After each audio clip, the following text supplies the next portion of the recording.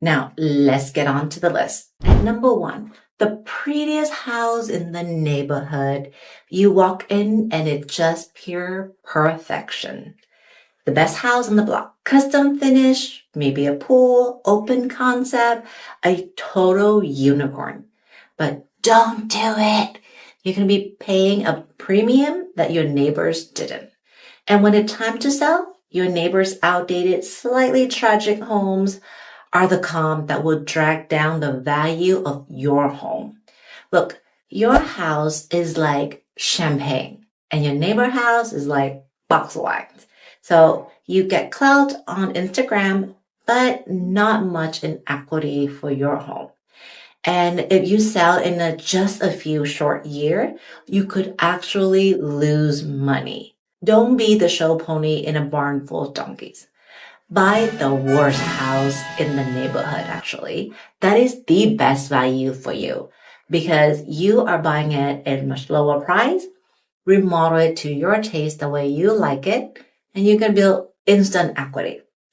At number two is non-warrantable condo. Sound fancy, right? Non-warrantable. But what does that even mean? Well, it means that bank don't want to touch it. Why? It could be for several reasons. When an HOA is called non-warrantable, meaning that it's either in a lawsuit, it financially unsound, it doesn't have enough reserve, it is required to do some repairs. And when it has to do repair, even if it's not on your unit, it affects the whole entire community. And currently, condo are sitting like stale bread. There are so many of them on the market. So, buyer don't have to choose a non-warrantable one. So make sure you check before you make that offer and get into contract. Whenever you hit a non-warrantable, you can still go around it if it is an amazing unit at an amazing price. You can go with what we call a non-conventional loan or a non-QM. And what does a non-QM loan entail? You're going to be stuck with higher interest rate, higher down payment, and way fewer buyers when it is your turn to sell that home. It's kind of like dating somebody with 6 exes and a bankruptcy in progress. You don't need that kind of chaos in your life. Number 3, home that is near farms or ranch. You're probably going to see rolling hills, beautiful spring light, wildflower, goats, and then you smell permanent regrets. I'm serious. Farm smell do not go away, right? Livestock funk, pesticide, fly, dungs. And when the wind fly and just hit just the right direction, you get that whiff of a special scent and you might just lose your appetite for whatever that you're doing. So unless you're really into farming and you love livestock and things like that, then it's a huge no. And if you're in the Bay Area and you're thinking, well, I don't have to worry about that kind of thing. We're in a suburban neighborhood, urban area. Well, you're mistaken because farming is allowed in our county. And my mom in her suburban homes at one point had actually a few chicken in her backyard. And my children love them. Every time they come over, they would go run around, chase the chicken. And it was a great memory. But not great when you have to live next to them and the rooster crow at like 4 a.m. And I have shown houses on the hill and passing by cow, goat, emu, even rams. And they're super cute to pass by and be like, oh my gosh, look, cow. But in reality, not great. And I would never want to live near one. Number 4 is historic home.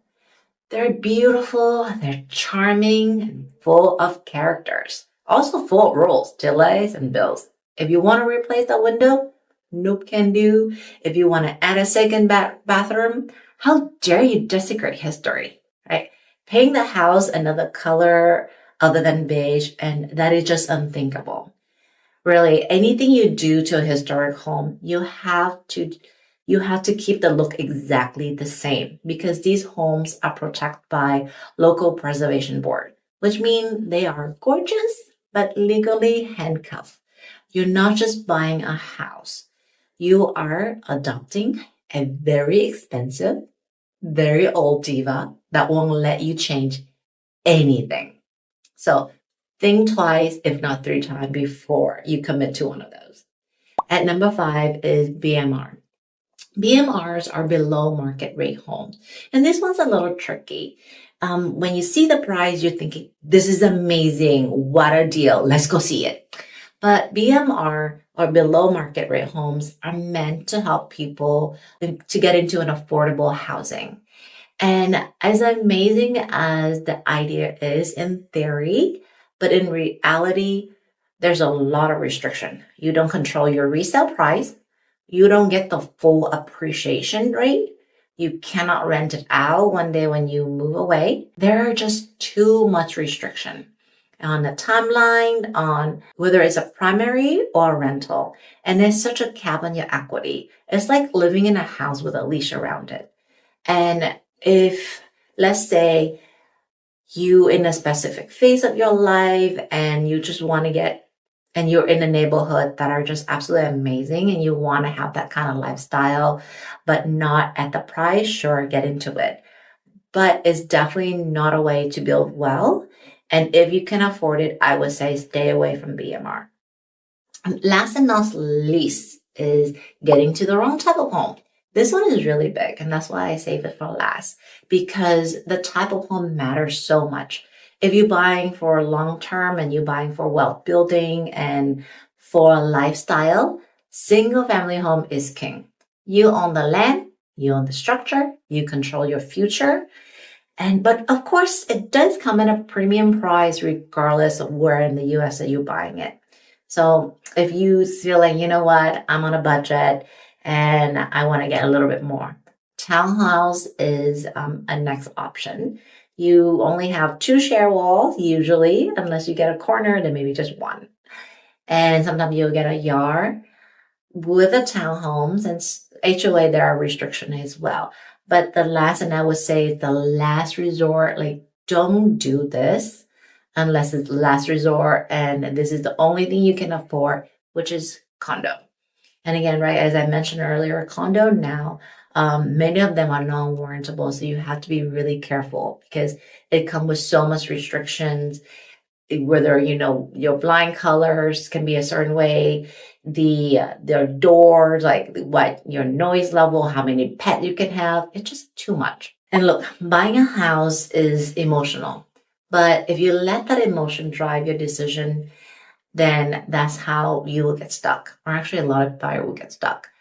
Just because it looked like a dream doesn't mean it won't turn into a nightmare. Just like that Taylor Swift song, I'm a nightmare dressed in a daydream. All joking aside, I am very serious about these type of home that I wouldn't buy. So take into very, very serious considerations if you are purchasing a home right now.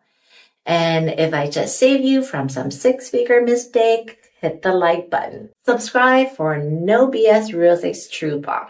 And comment below what is your biggest buying red flag. And I'll see you in the next one where I will show you the type of home I would buy if I want wealth building, no stress, and an awesome lifestyle. Thanks so much for watching, and I'll see you next time. Oh, actually, no, wait. I haven't finished telling you the story yet. So when I was buying a home a few years back, and I saw my dream house, it was instant. I knew it right away. And we're like, we got to get into this house. I wrote beautiful, beautiful letter to the seller, telling them how much I love the house, everything that I love about the house, and why they should sell it to me. And by the way, I think I was the second highest offer, and they took my offer. And with this home, seriously, everything that could have gone wrong with it went wrong with it. And I felt like God saved me. He really saved me on this one. It was definitely a unicorn in the neighborhood. And I didn't care. I was like, I don't care that it's a unicorn. I love it so much. I will take it. Knowing everything that I know and knowing that I've been in real estate with all my experience, all my knowledge, I don't care. I just want it. When it was time to do appraisal, it was $245,000 below value. That's how much of a unicorn it is, where like all around it was almost $300,000 cheaper. I have to say that I'm so thankful to that listing agent. And I'm so thankful to the universe, whatever that's outside force that got me out of that deal. Because afterward, we found a home that was absolutely amazing. It was the one that meant to be for our family. And it wasn't a unicorn.